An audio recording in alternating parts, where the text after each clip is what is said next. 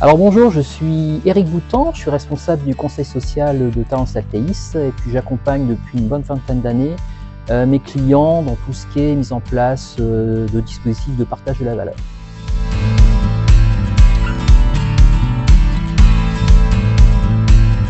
Alors obligation de partager les bénéfices pour certaines entreprises, puisque les partenaires sociaux en février 2023 ont négocié un accord interprofessionnel pour inciter, pour obliger même les entreprises, certaines entreprises, à mettre en place un dispositif de partage de la valeur.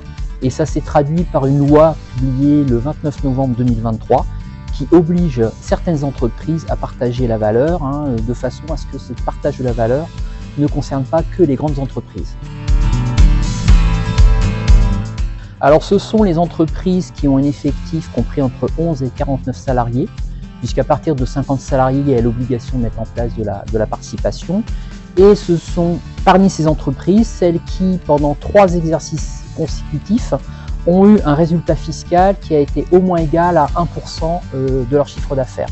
Et donc ces entreprises-là, à compter du 4e exercice, c'est-à-dire depuis le 1er janvier 2025, elles ont l'obligation de mettre en place un dispositif de partage de la valeur. Il y a le choix entre 4 dispositifs.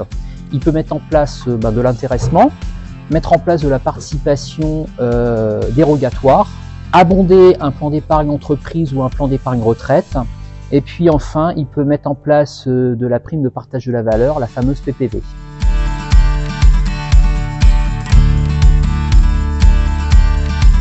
Alors moi, j'ai une affection particulière pour l'intéressement, parce qu'en fait l'intéressement, ça permet une grande souplesse, ça permet de sortir de la distribution classique, de répartir une partie du résultat, et on peut très bien connecter l'intéressement non pas au résultat d'entreprise, mais à des critères de performance.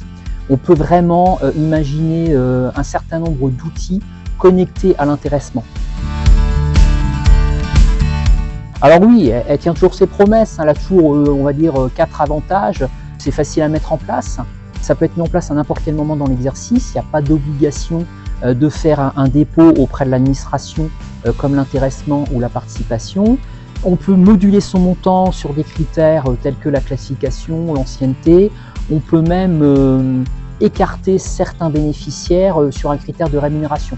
On peut très bien dire les salariés qui perçoivent 3 000 € de rémunération ne bénéficient pas de la PPV. Donc ça donne une grande souplesse. Par contre, il y a un inconvénient important depuis l'année dernière, depuis 2025, puisque désormais le montant de la PPV est pris en compte pour calculer les réductions de cotisations patronales.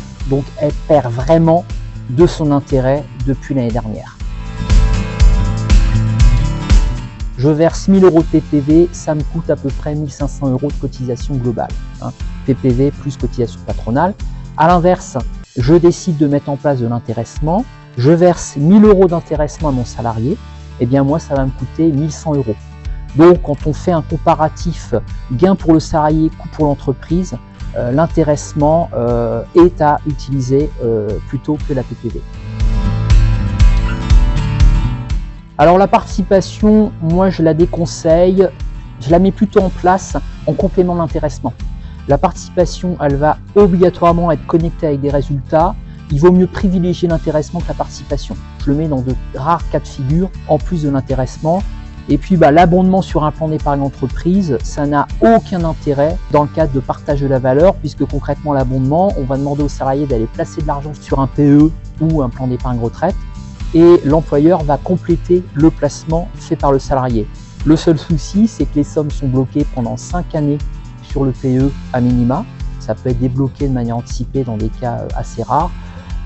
Pour moi, le PE, c'est surtout un outil de défiscalisation de l'intéressement et de la participation. Surtout que le législateur, ces dernières années, a cherché à élargir les possibilités de mise en place de l'intéressement. Si j'ai moins de 11 salariés, je peux mettre en place l'intéressement.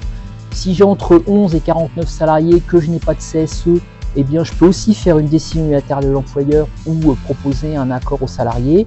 Et puis si j'ai un CSE, je peux négocier directement avec le CSE ou avec directement les salariés dans le cadre d'un accord.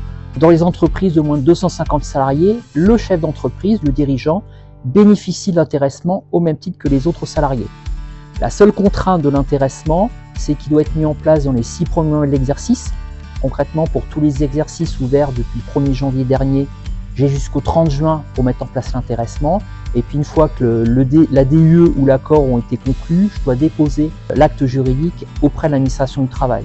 Mais c'est très simple puisque ça se fait par voie dématérialisée.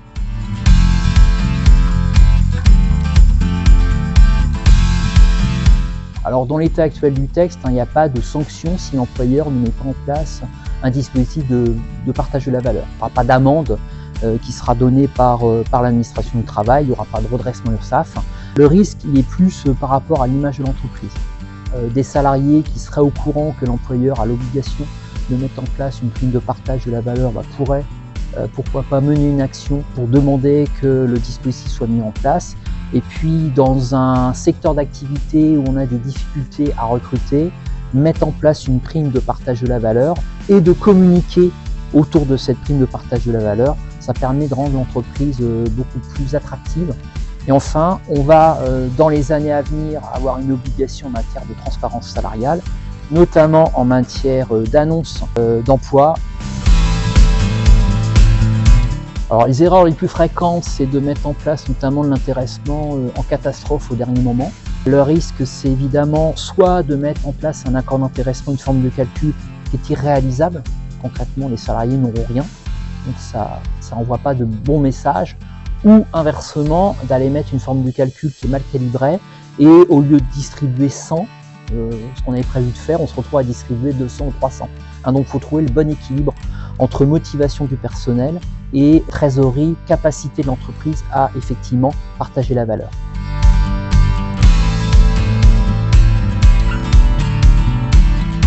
Déjà, ne pas attendre le dernier moment pour se poser les questions du partage de la valeur. Il n'y a rien de pire qu'aller mettre en place un accord en catastrophe. Deuxième conseil, faire appel aux professionnels de la profession, notamment à l'équipe conseil social d'Altéis, puisque nous on accompagne nos clients au quotidien sur les politiques de rémunération, tant en matière de rémunération individuelle que de rémunération collective. Et puis, troisième conseil, en parler aux salariés, communiquer auprès des salariés sur les dispositifs qui sont mis en place, puisque notamment en intéressement, lorsqu'on met des critères de performance, il faut communiquer dessus pour que les salariés puissent savoir sur quel levier ils doivent agir pour bénéficier du partage de la valeur. En guise de dernier mot, c'est de ne pas voir cette loi de partage de la valeur comme une contrainte, mais de voir une opportunité pour mettre en place des outils de motivation du personnel, de vraiment réfléchir les leviers sur lesquels on peut agir pour favoriser le partage de la valeur. Nous, la position au sein du conseil social d'Altéis, c'est de voir le droit du travail non pas comme une contrainte, mais comme un levier pour améliorer le management, améliorer la rentabilité des entreprises.